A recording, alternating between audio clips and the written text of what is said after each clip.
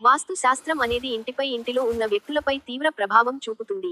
అందుకే ప్రతి ఒక్కరూ తప్పకుండా వాస్తు నియమాలు పాటించాలని, లేకపోతే అది అనేక ఇబ్బందులకు కారణం అవుతుందని చెబుతున్నారు పండితులు.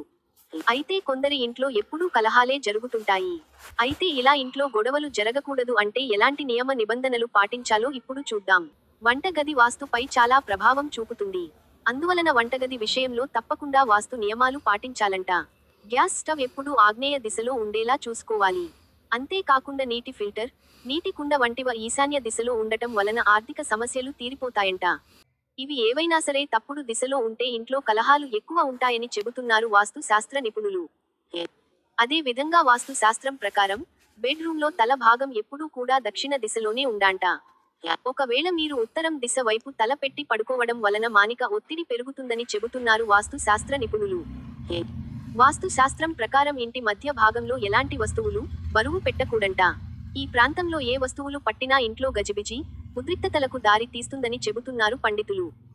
అలాగే ప్రధాన ద్వారా చాలా నీటుగా ఉండాలంట. ఇంటికి ఎదురుగా ఎప్పుడూ కూడా బూట్లు, చెప్పులు ఉండకూడదు. ఇవి పాటిస్తే మేలు. సర్వే జనః సుఖినో భవంతు.